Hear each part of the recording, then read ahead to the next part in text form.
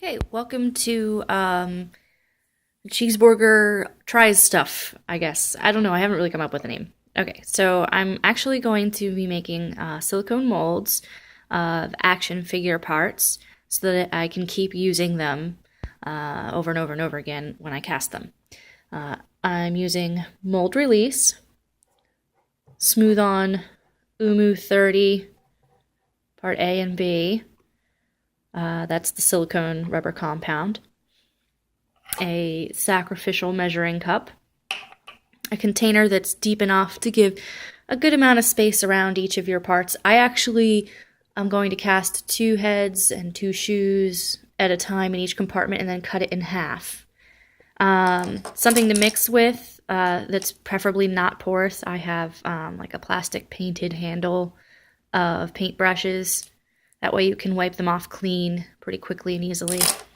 And I've found, because I've done one test run, that I do need something to hold the head in place at first by just gently pressing down in here.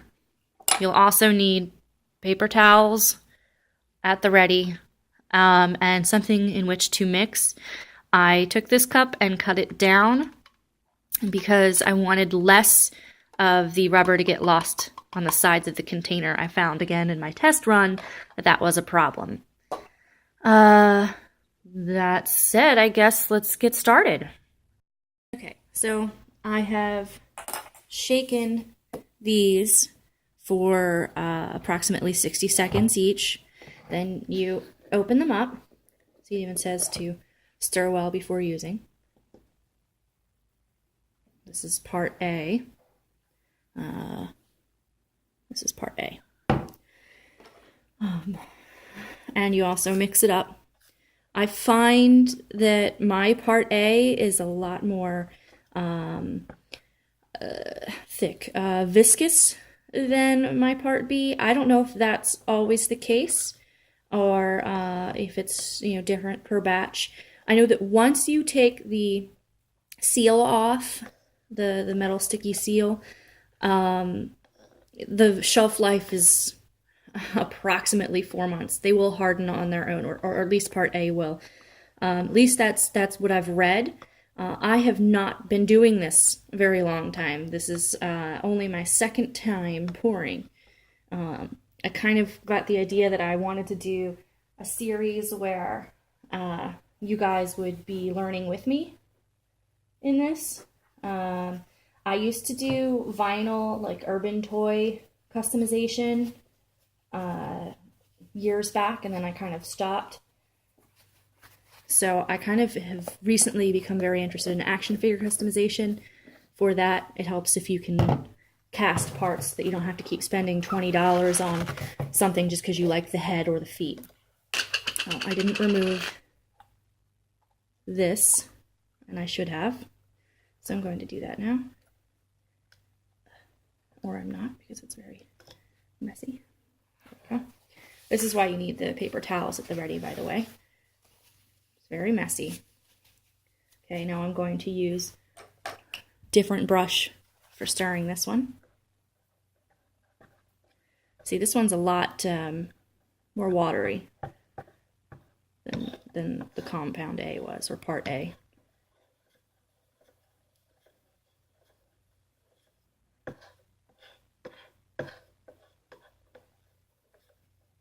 I actually just mixed these last night and shook them pretty vigorously this morning, so they still seem to be pretty well mixed. See, I wipe these off right away so that I can keep reusing them.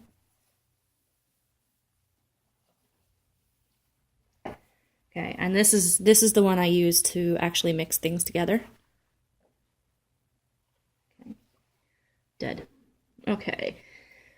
So I already pre-measured and found that each compartment is a little bit less than 1/4 of a cup. So my measuring cup is 1/8 cup because my compound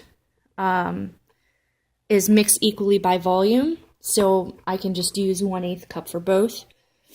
You always You want to mix more because you're going to lose a lot in the sides of your mixing container and on your mixing tool.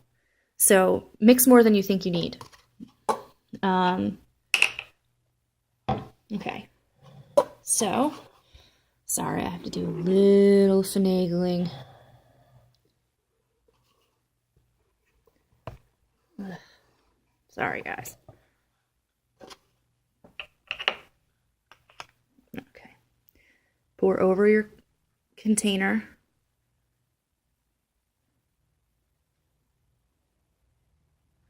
I'm actually going to pour out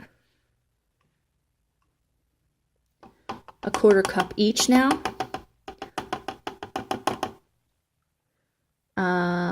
Because I intend to make at least 2 of the 3 containers. I think that it helps to have one prepped and ready in case you have a little bit extra, but I still haven't had enough extra to do anything with. Oops. Okay. Another thing I think helps is, here, I don't know if you can see. Do that.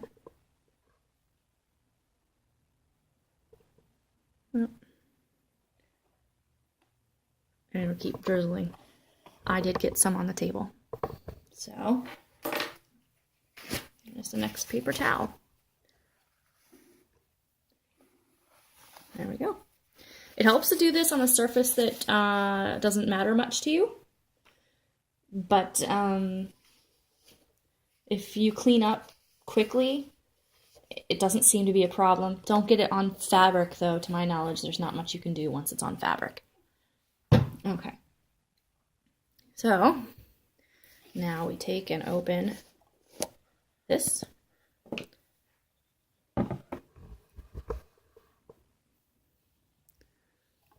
Let's get this off.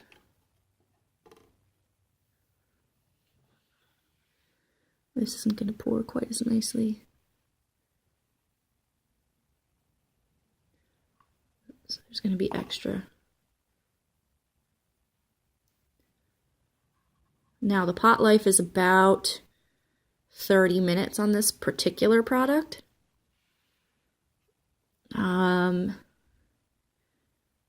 It's pretty clear to me that, different products will have different rules, so, or instructions. So follow the instructions of your product, but this seems to be a product that a lot of toy customizers like, which is why I picked it up. I did not shop by price. There may be cheaper products, but in my personal experience, with crafting and art supplies, is that if it's cheaper, it's usually not as good of a product. So get what you can out of that. Don't expect to get it all, because you're never going to. Okay. Scoop. All right, about 30 minutes to mix. I'm not going to need all that. At least that's what the pot life is. So I'm not going to even mix for 30 minutes. I'm probably going to mix for about a minute. I've never actually timed it. You just do it until it's not marbling anymore. Let's see. Marbling is when it has different color streaks in it. Make sure you scrape the sides and the bottom as best you can. You're going to lose a lot in the container, is my experience anyway. Limited as though it is. Like I said, I've only done one test run of it so far.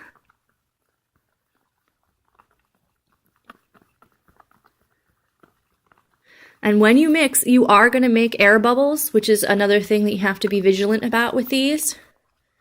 And there is a way to help prevent that from being too much of a problem. Which I'll get to in a second. I'm just going to mix this a little bit more vigorously.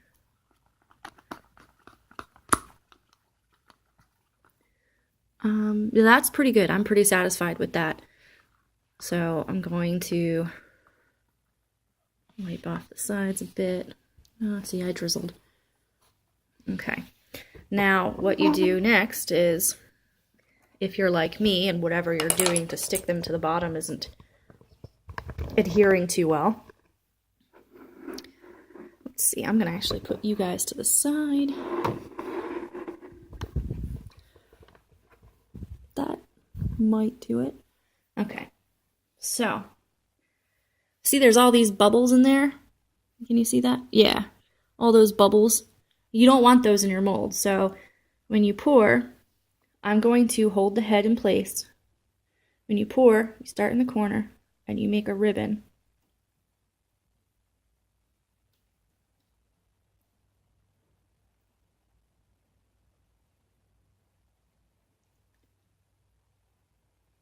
Now this thin ribbon should help eliminate your bubbles.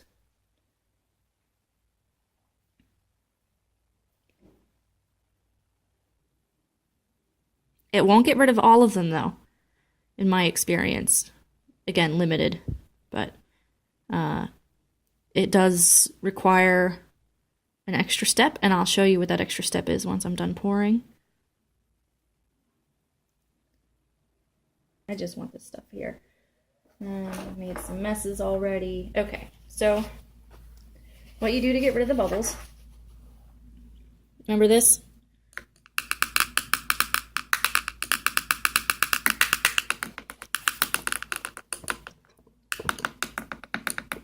Can you see the bubbles coming up?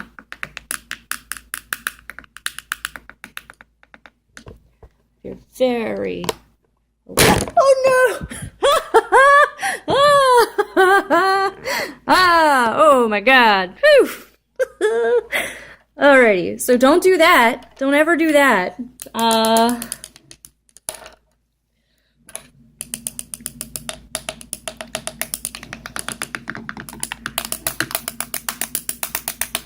See those bubbles coming to the surface? You can use your bigger brush if you'd like.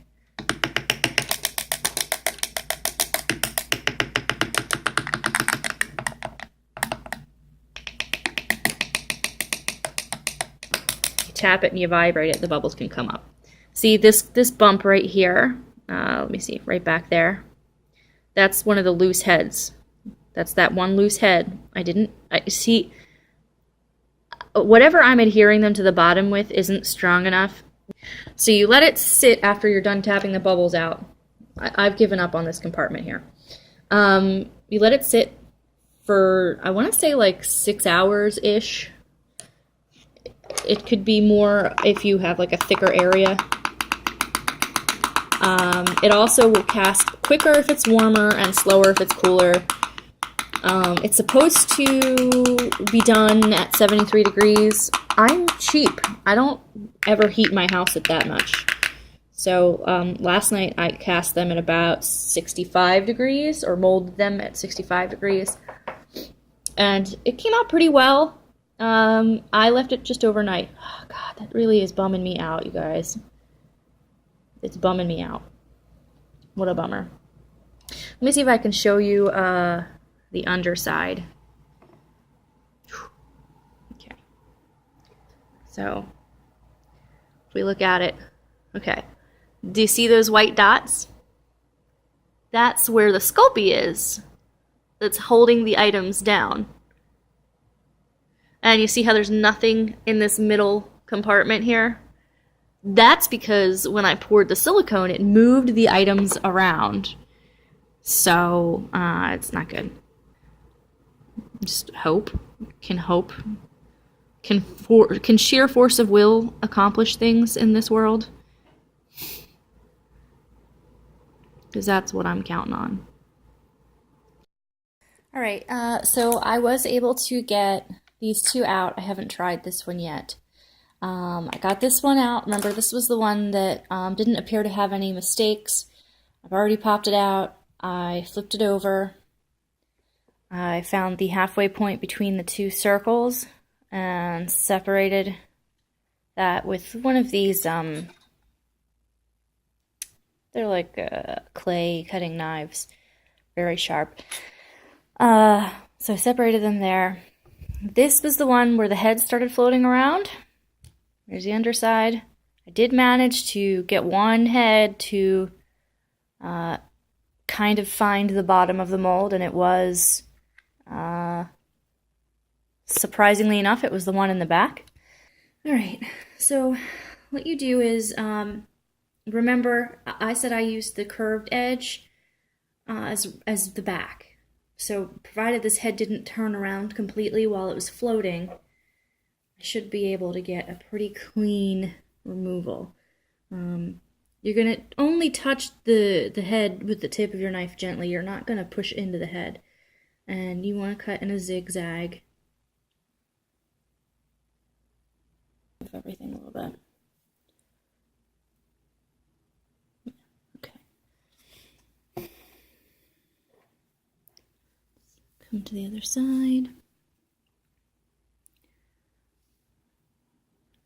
Zigzags.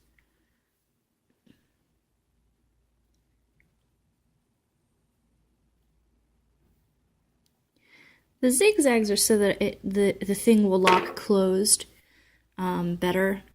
See, with this other one, the zigzag cuts help it lock closed more tightly, so that when you pour your resin in or whatever you're going to pour in, you'll get a better cast. Can you still see?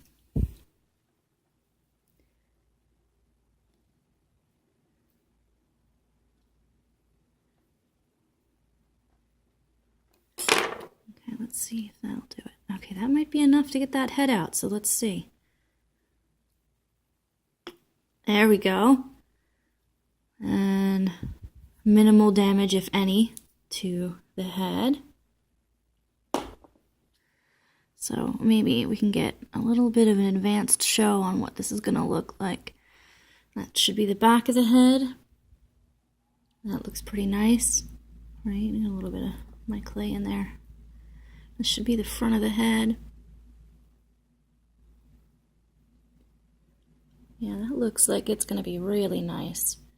So all that worrying I had about this, and I'm probably actually going to get a really nice cast out of this particular piece. Then I take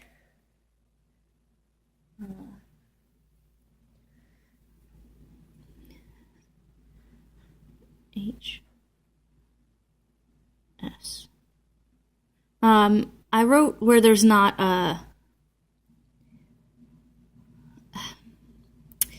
where it's not going to impact the mold. I can't think of the word I'm looking for. Where there's no cavity. See, this is almost solid rubber right here, and it's HS for Hope Summers, because that was the Hope Summers mold. What you do is you cut out an air vent.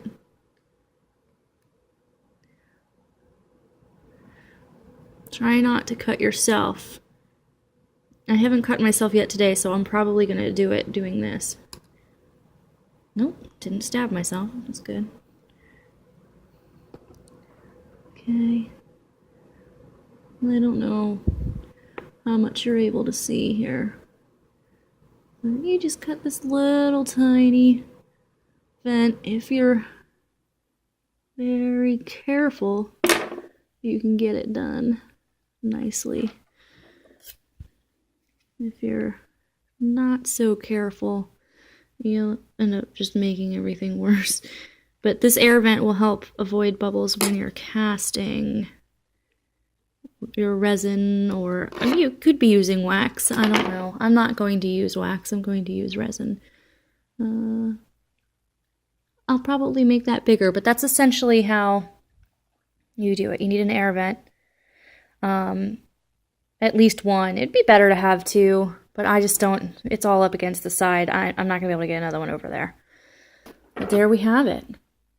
So the next video I'll make will be actually casting them. Yeah. Cool. That went really well. Thanks for learning with me.